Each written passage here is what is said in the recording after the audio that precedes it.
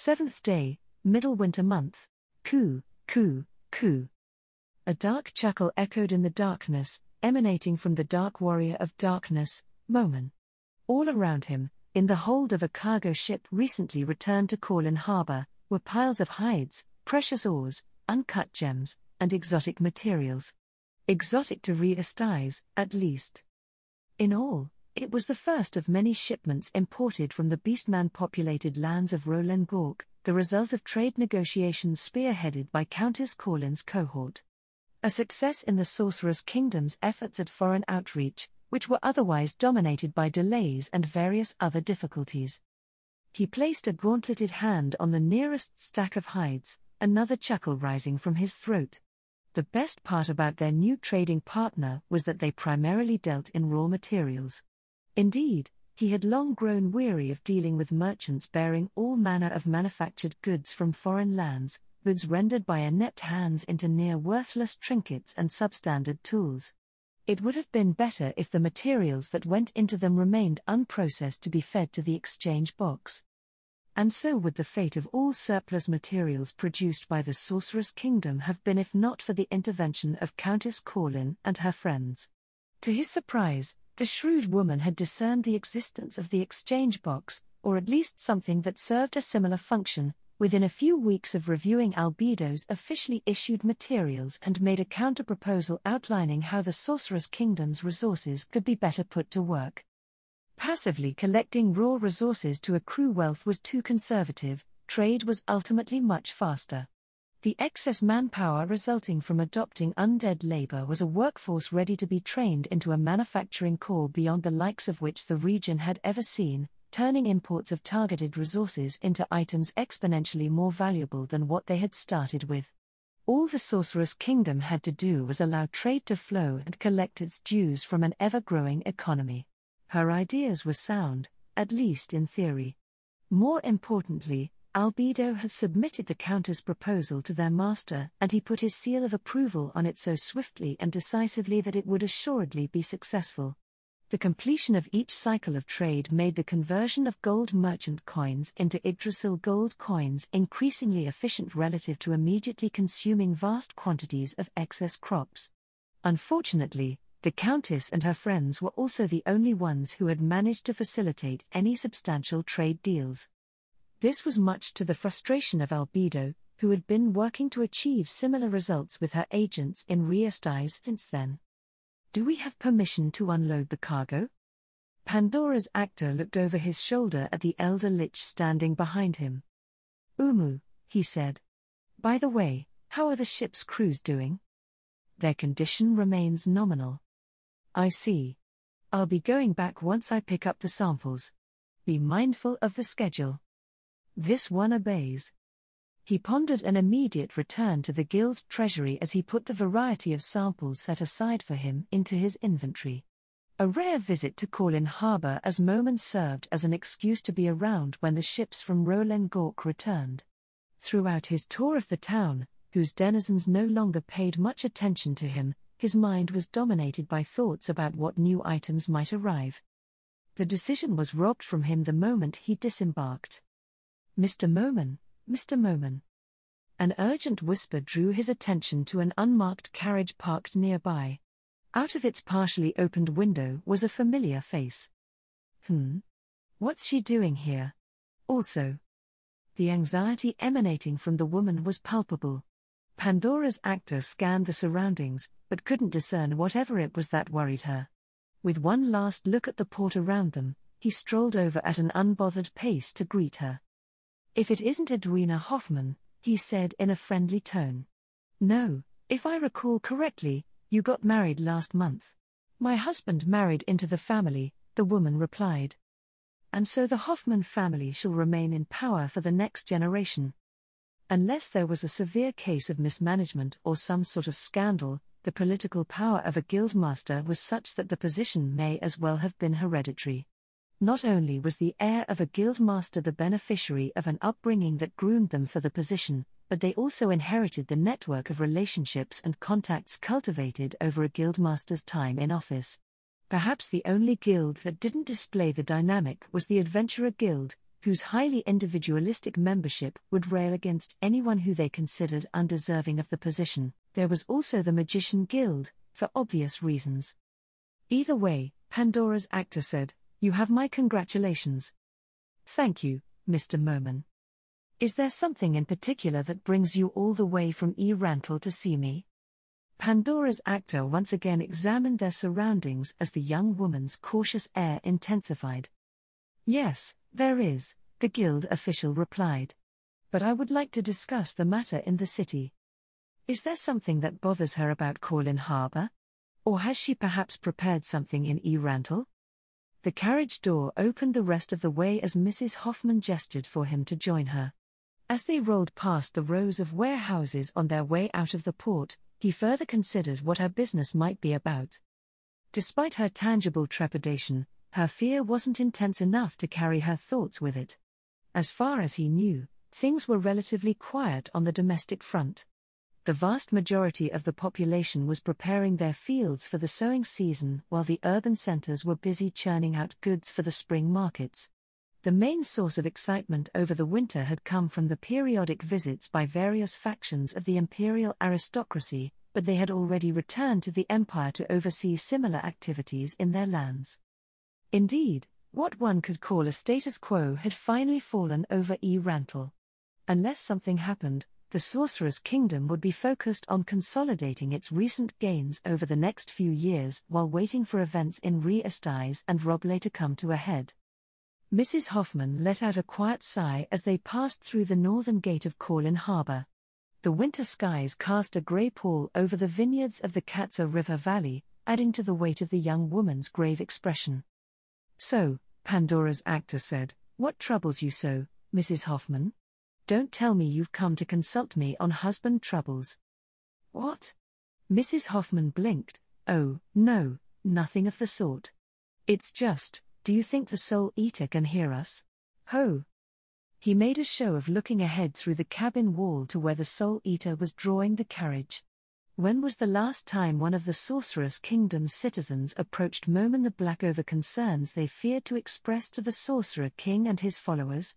Even then, most encounters of that nature happened in the western portions of the duchy, where a combination of rural and religious attitudes made adaptation slow relative to the rest of the territory. The city itself had long put its fears behind it, at least as far as the fear of imminent death was concerned.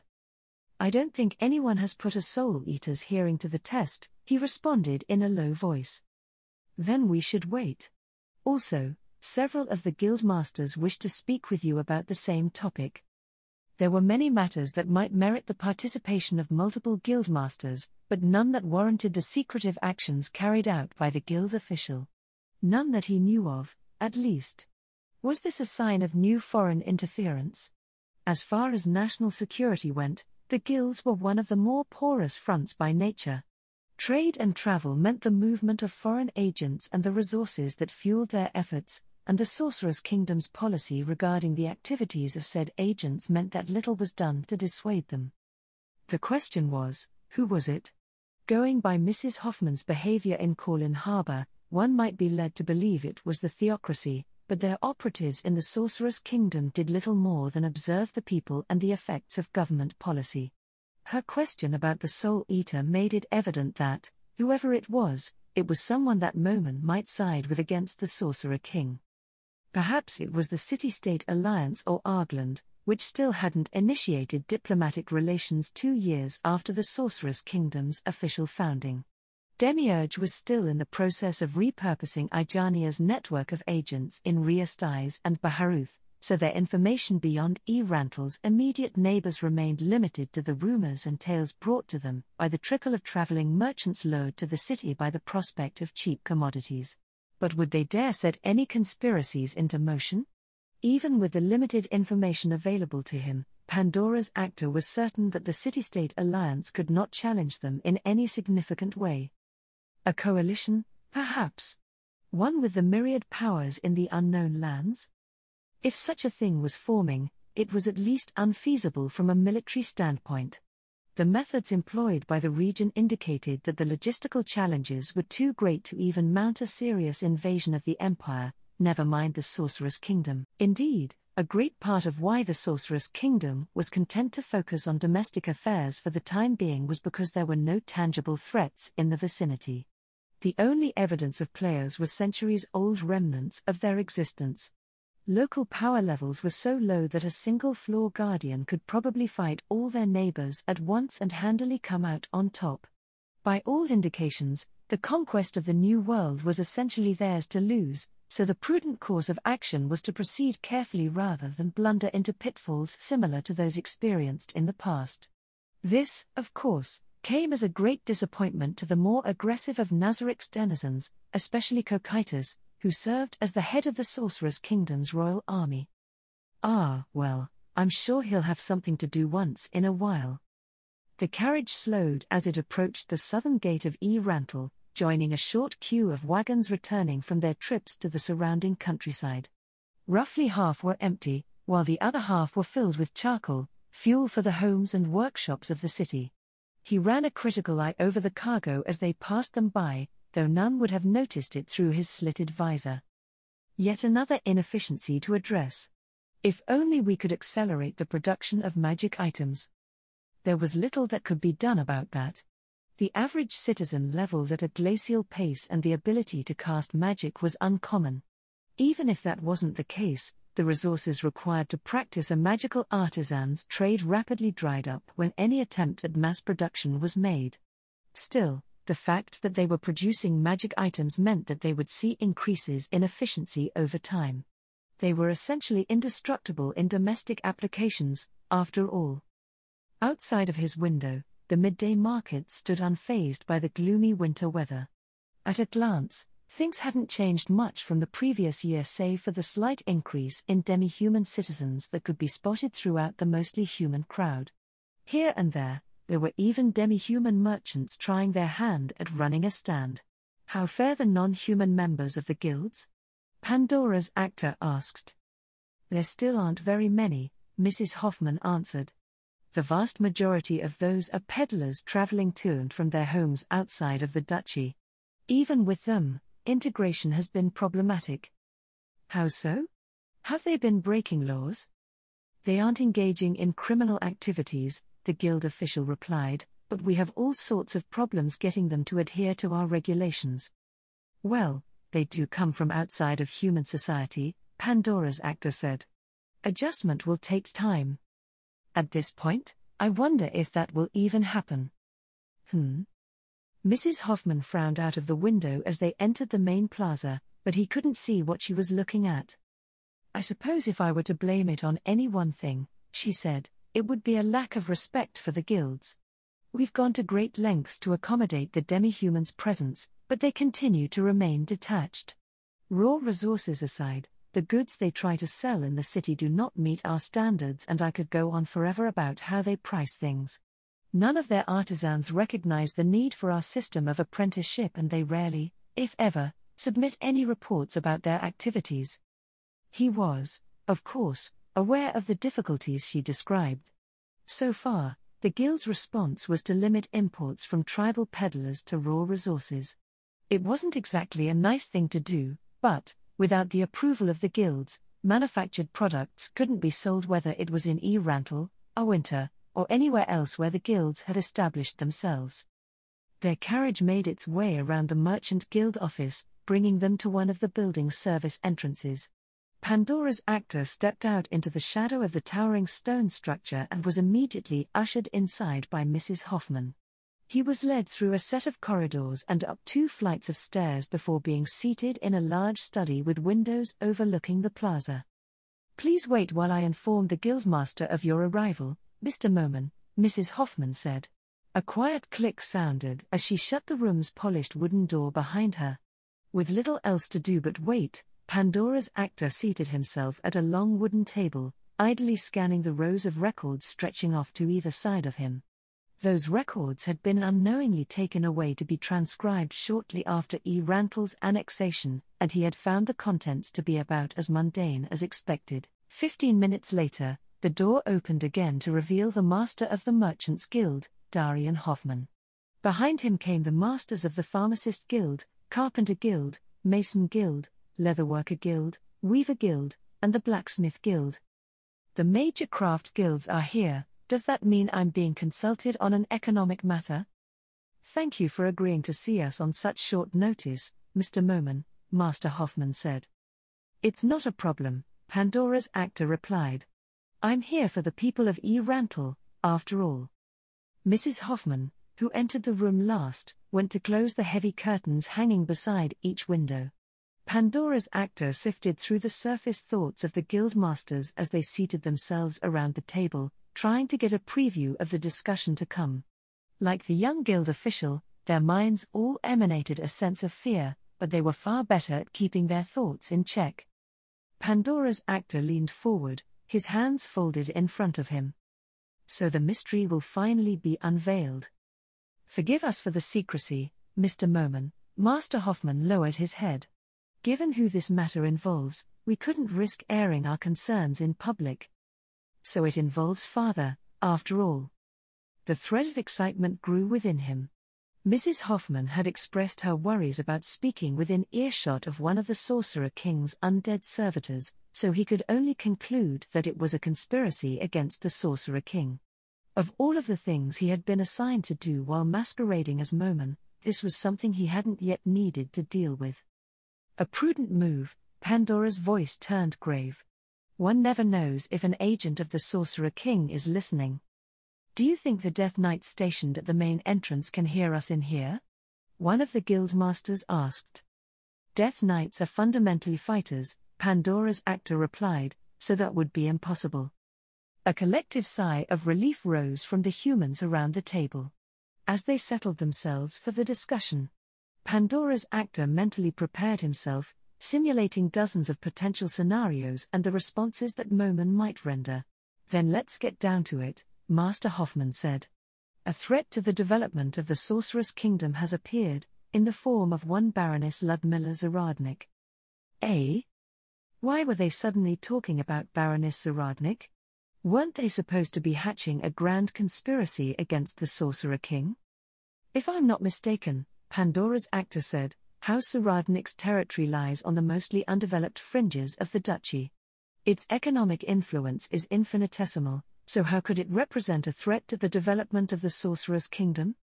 Baroness Zaradnik's defiance of the guild sets an extremely problematic precedent, Master Hoffman said. Defiance? Pandora's actor's puzzlement grew. What has she done? She has rejected the guilds in their entirety. Mrs. Hoffman fumed. When I went to investigate a series of administrative discrepancies in her village, she even went so far as to declare war on us. Then why are you still alive? The Baroness was just about as merciful as Albedo, but, unlike Albedo, took no pleasure in tormenting her victims. If the militant young noblewoman had indeed declared war as claimed, Mrs. Hoffman would have already been turned into fertilizer for the Baroness' growing daughter. I feel that I'm missing some critical details, Pandora's actor said. How about a summary of the events that led to this war? He nodded periodically as the guild official related her account of her confrontation with Baroness Zaradnik. The masters of the craft guilds also reacted while she spoke, expressing a mixture of dismay and affront.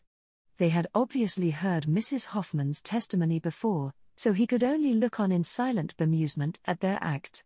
At the same time, he could sense that the young woman was telling the truth as she knew it and that the sentiment among the guildmasters was genuine. As you must understand, the master of the Carpenter Guild said, this rejection of civilized society cannot stand. Sooner or later, the other members of the nobility will start getting ideas and progress will slow to a crawl. We may even regress, the master of the Weaver Guild added mournfully. Generations of development, destroyed. Rantel will become the laughingstock of the region, the very picture of primitivism and barbarity.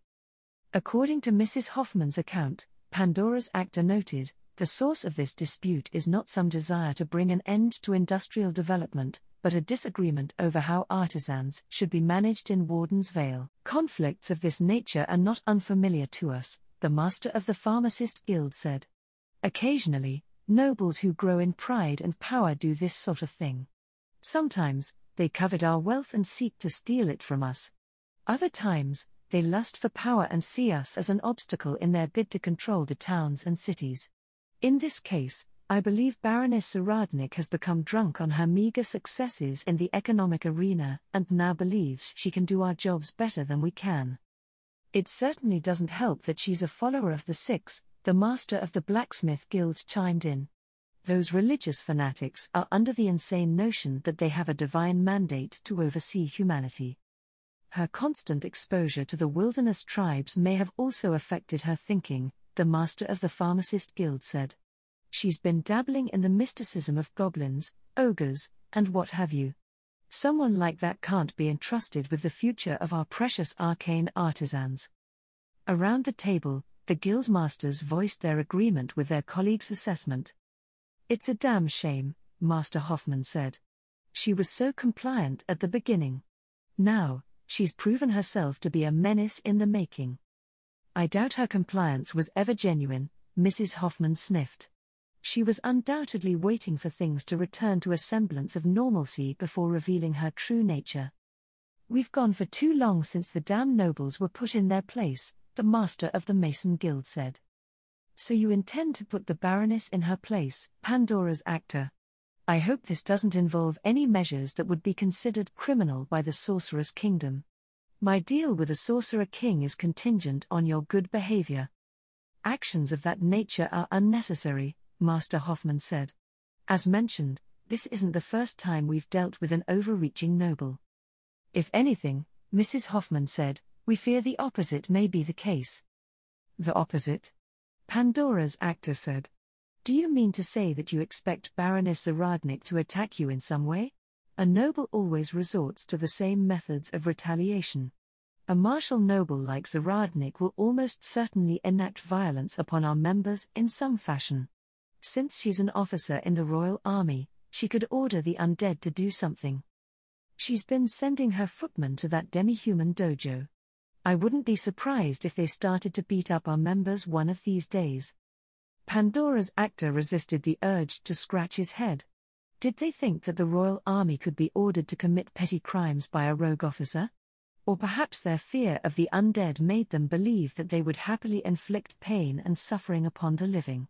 As for footmen beating up citizens, Sabos would be beside himself with dismay if he caught wind of it. I see, Pandora's actor said. So you desire my protection in the event that something like that happens. Baroness Zaradnik has fallen fully to the side of the Sorcerer King, Master Hoffman said.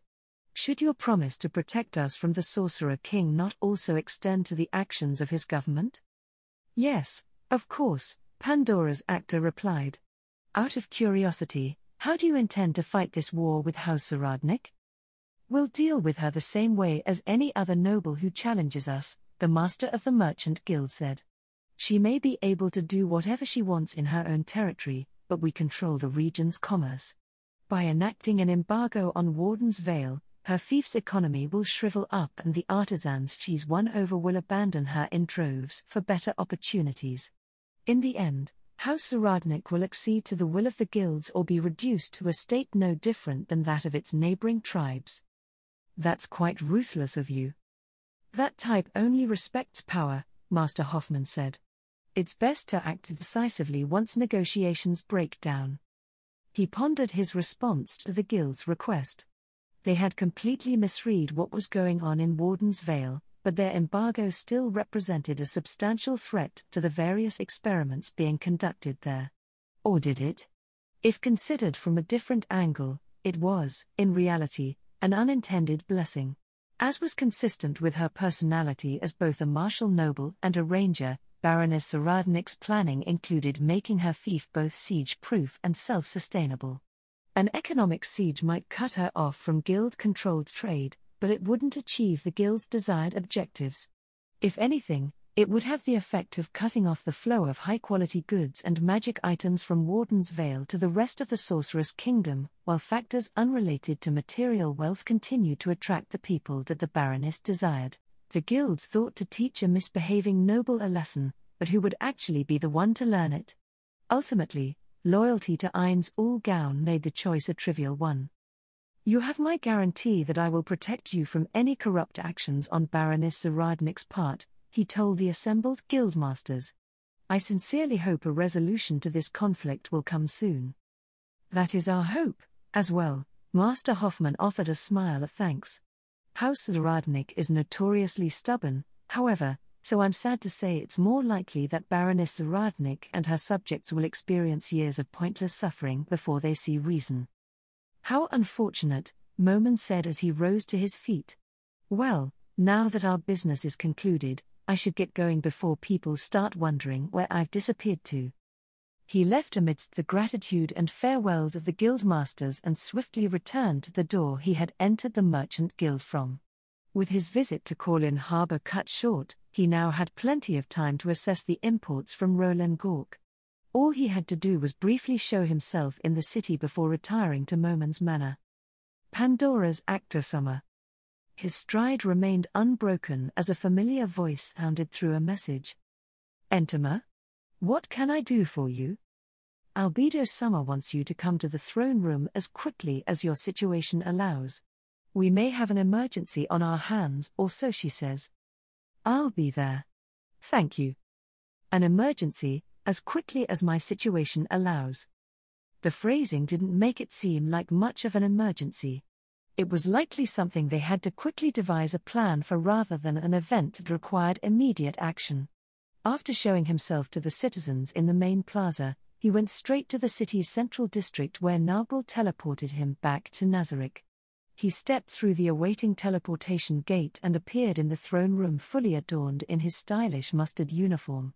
At the base of the throne of kings, Demiurge stood together with Albedo, who held a thin binder in her gloved hand. My apologies for the delay, Pandora's actor said. You mentioned something about an emergency. In response, Albedo held the binder out towards him. He took the item in his slender fingers and perused its contents, and then he read it again. Doing so did nothing to dispel his confusion, so he looked back up at Albedo and Demiurge, tilting his head in befuddlement. Huh? I am doing what? I don't think I can do this. Yet you must. Char AC said. A pair of plaintive whines rose into the air. From atop her throne, Shork watched a gang of elders bully Ngrilly and Inral out of the corner of her eye. It is the lot of a lord, Char AC said far too authoritatively. Shork looked away to avoid eye contact with the two slumlords. Or were they now former slumlords? The two had the misfortune of showing their faces the morning after the elders started discussing matters of governance with the lords from the Sorceress Kingdom, and so they had become the first victims of her court's push to put its plans into motion. Reading, writing, law, public health, finance, and all manner of unfathomable terrors from the realm of civics assailed them. It was unlikely that either had foreseen their fate back when they had taken control of their respective splinter gangs. Perhaps most concerning of all was the fact that the most of what they were learning already seemed like common sense to Shork. E-Link Sock? A voice drifted up from the base of her dais. Shork's gaze turned down to meet in Ludmilla's, or was that in Zaradnik's?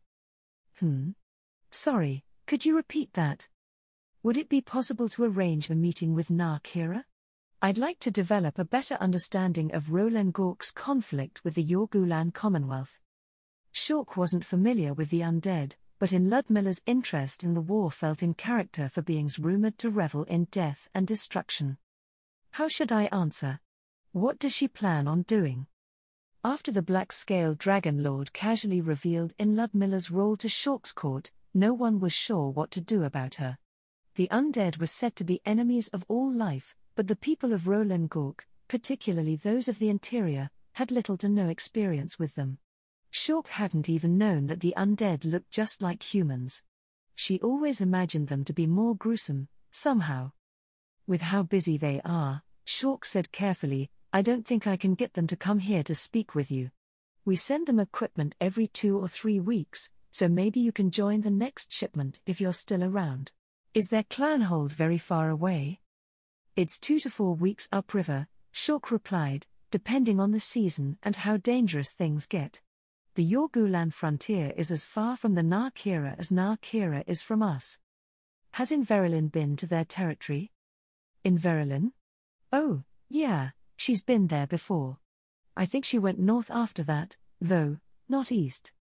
A few moments later, Winter Moon came padding up the steps to the courtyard.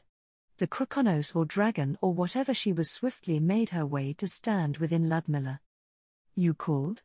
Winter Moon asked. Who did? Shork asked. Where have you been?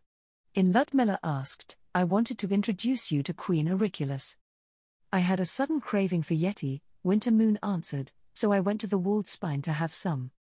There's no need to be so wary of her, in Ludmilla said, she's a good person. What does being good have to do with anything? A dragon lord is a dragon lord. The dragon lord in question had left early that morning after spending some time with her subjects. Before that, she had spent the night speaking with Shork and her court. Honestly, what she had to share with them was a major relief. She wasn't interested in pursuing past grievances despite how much her country had suffered at the claws of the Western clans. Instead, the Queen implored them to join the growing community of peoples associated with the Draconic Kingdom.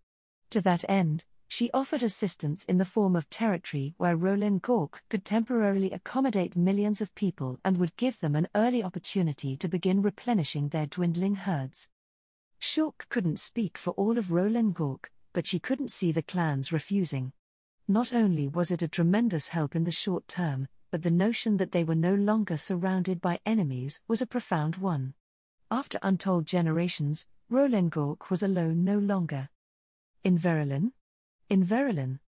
Winter Moon's ears swiveled in the direction of a vaguely familiar voice. A heartbeat later, she bolted in the opposite direction, disappearing behind a nearby pyramid. Not long after, a figure appeared at the top of the stairs to the courtyard, followed by several shorter individuals. That should be the human with the goblins, or is she undead? If Shork recalled correctly, Nemel Gran was some sort of arcane magic caster. Did that mean she was one of the elder liches mentioned by Soraka? Overall, her first experience with the undead was far from what the visitors from the Beastman Confederacy suggested it might be. The elder lich came before Shork and in Ludmilla, bending her knees in an odd gesture. Elinksok, Enzaradnik, good afternoon. Hello, Shork replied. Good afternoon, Ingran, Inlud Enzaradnik said. Have you seen in Verilyn? Ingran asked. Someone said they saw her come up here. She fled as soon as she heard you coming, Enzaradnik answered. Tisk. Shork glanced in the direction of the vanished in Verilyn. How powerful did one have to be to scare off Winter Moon? Do you have some business with her? Enzaradnik asked. Well, since we're both here, I figured we could go over some of the paperwork that's been piling up since she left. I see. I'll have her sit down with you sometime today.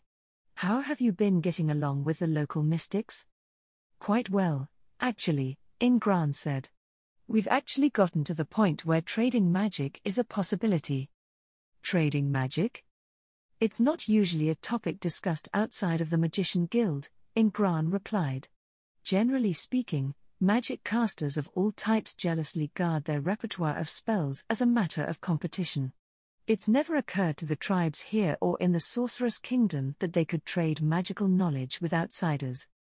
The thought would have never occurred to me, either, Enzaradnik said.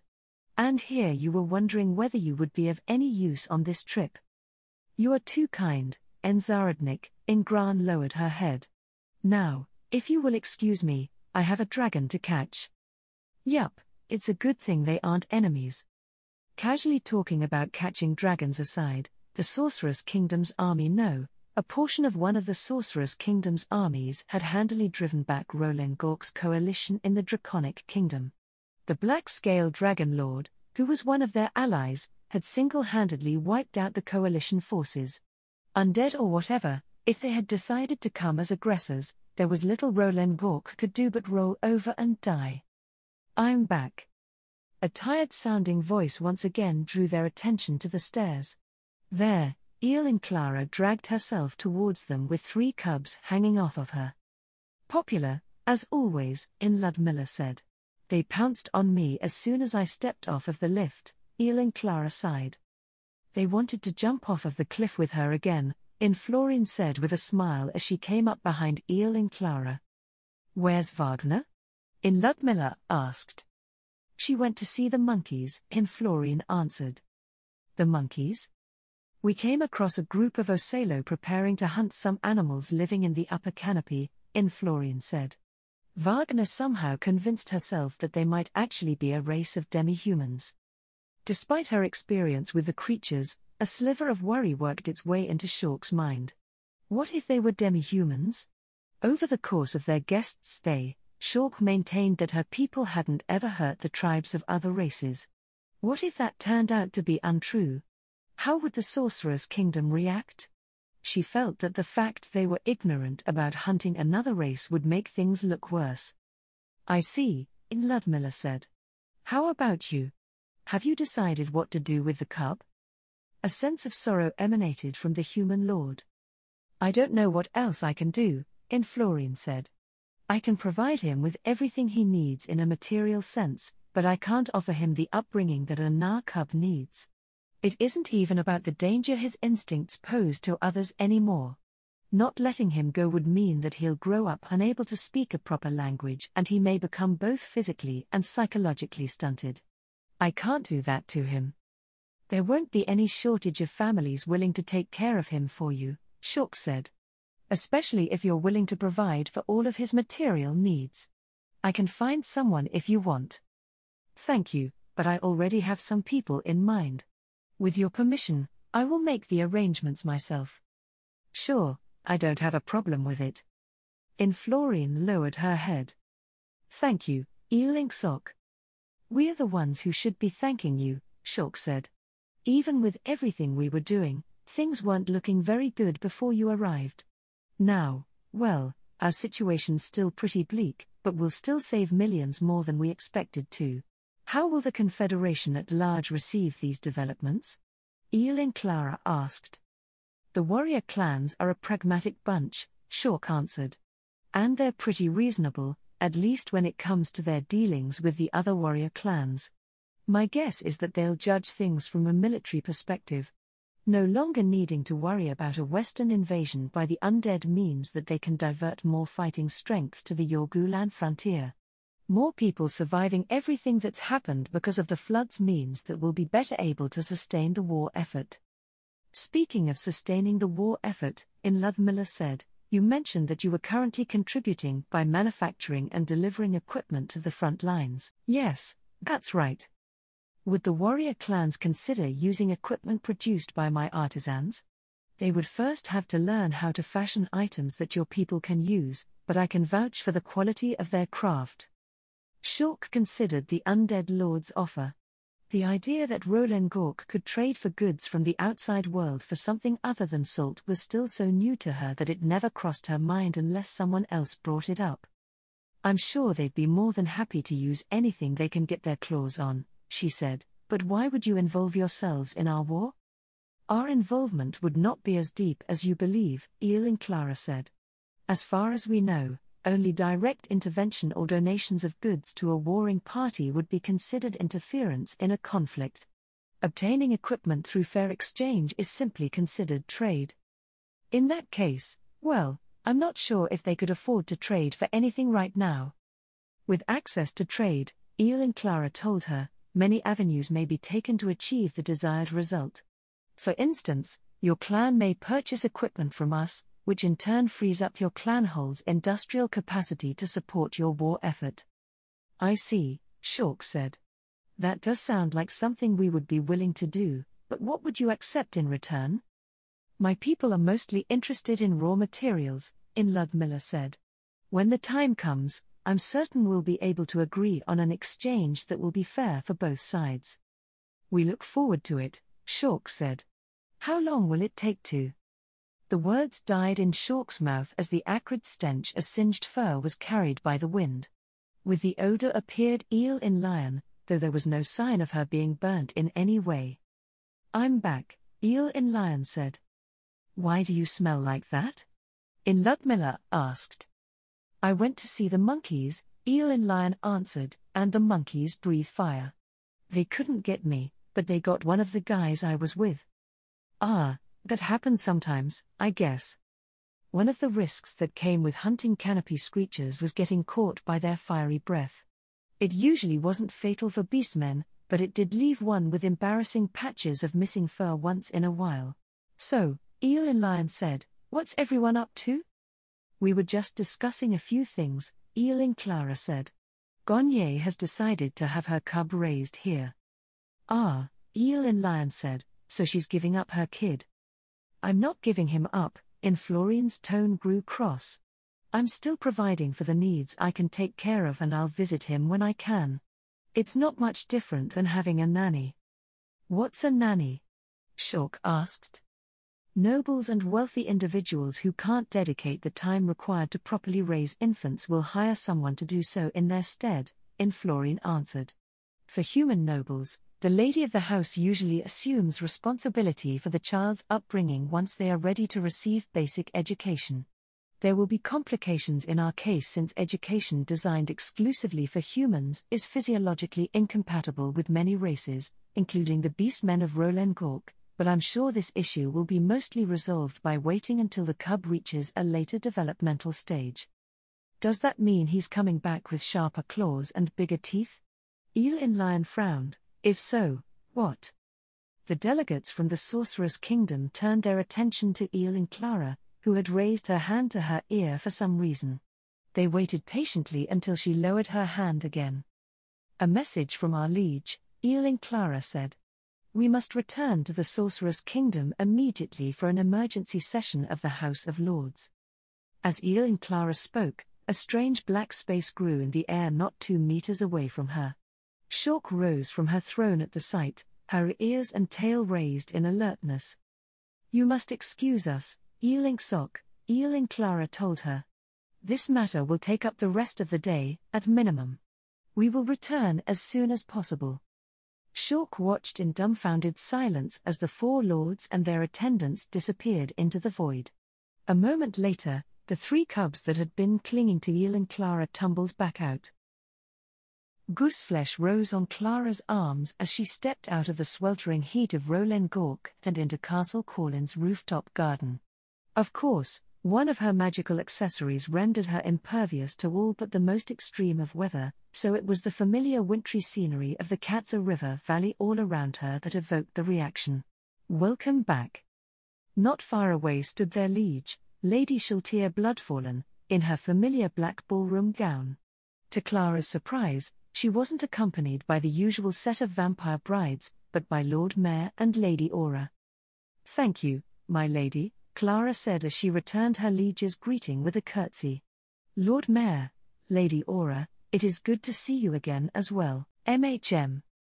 Are those gifts for me?" Lady Shaltir asked. "Gifts?" Ludmilla came over and picked off the cubs clinging to her dress, casually tossing them back through the gate one by one. A slightly disappointed look washed over Lady Shaltir's countenance. "Clara mentioned something about an emergency," Ludmilla prompted. "Let us discuss this in my court," Lady Shaltir said. "You never know who might be listening, after all." Clara looked up at the overcast skies as they followed their liege. Did that mean the emergency had to do with an adversary with the ability to employ divination magic? Lady Shaltir's court had most of the known counter-divination measures installed, but the region's limited knowledge of magic cast the idea that it was completely secure in doubt. A small table had been placed in the center main chamber, and their liege gestured for them to take their seats on the long couches placed on either side.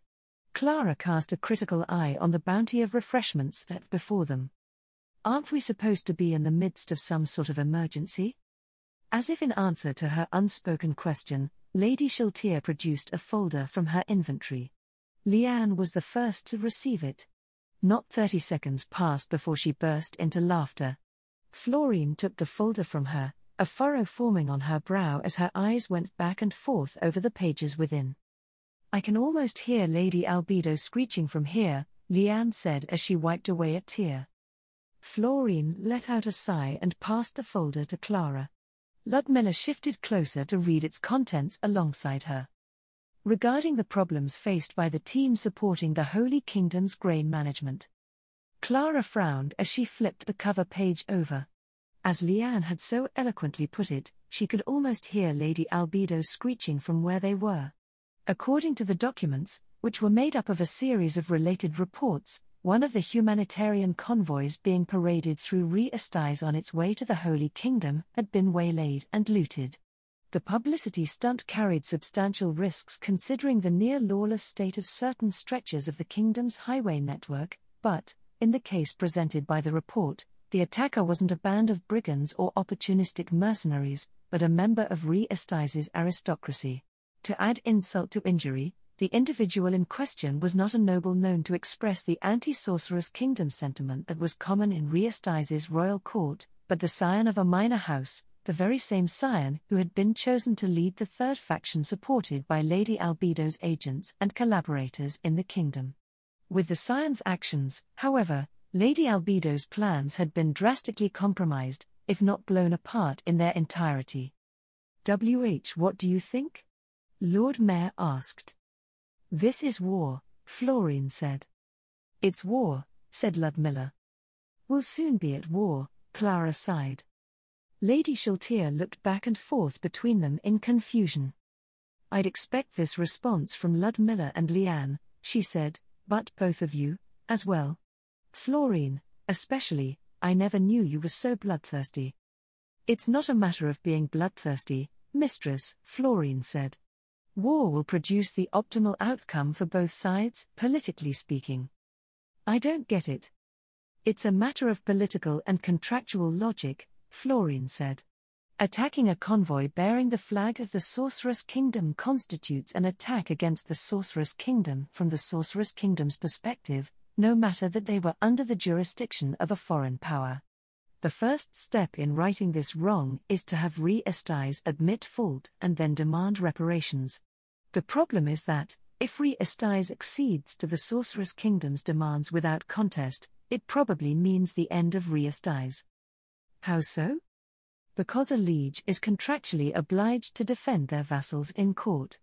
If King Ramposa gives up the offender without a fight, it sets a certain precedent that the crown will no longer honor its contractual obligations. The kingdom will be in a state of civil war shortly after because there is no reason for the nobles to honor their contracts with the king, and the king isn't strong enough to hold the kingdom together through sheer martial might. So their options are war and war. Yes, mistress, Florine said, but a war with the Sorceress Kingdom is preferable in this case. They will undoubtedly lose and be forced to pay reparations, but at least honor will be satisfied. It is far better than having the entire country shatter into countless warring factions. Losing to us isn't even that much of an indignity, Leanne said. No one expects Re-Estize to win in the first place, so it's just better for them to get it over with and take their lumps. It is also the best-case scenario in terms of losses, Ludmilla said.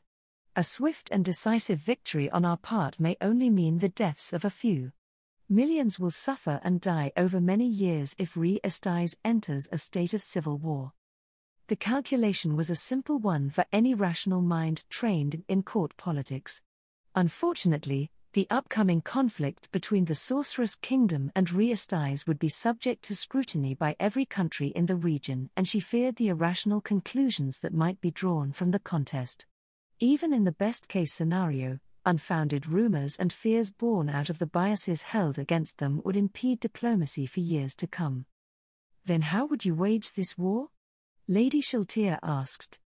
Teleport to wherever this scion and his accomplices are and dispatch them, Ludmilla answered, and then hang the lot of them over the gates of Valentia Palace.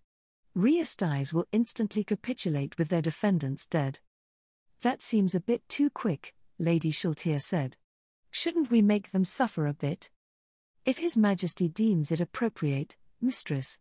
There is one thing I don't understand, however, how was this allowed to happen in the first place? Isn't this Philip Montserrat operating under the guidance of Lady Albedo and her agents? We are only able to make preemptive moves against the strategies of some genius. Lady Shaltier raised a finger. Seeing through an idiot's rash actions is far more difficult.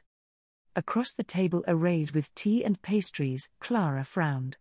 I hope you don't actually believe that, mistress. Why is that? Lady Shaltir visibly faltered. Because, given the context, Clara said, your statement is a clear logical fallacy. But isn't it the truth? Lady Shaltir asked. Perhaps it is in isolation, Clara answered, but that's beside the point. It's a Mott and Bailey argument. What's that? A Mott and Bailey is a simple type of wooden castle, Ludmilla said. It consists of a motte, which contains the highly defensible keep of the structure, and the bailey, which is the more difficult to defend wall.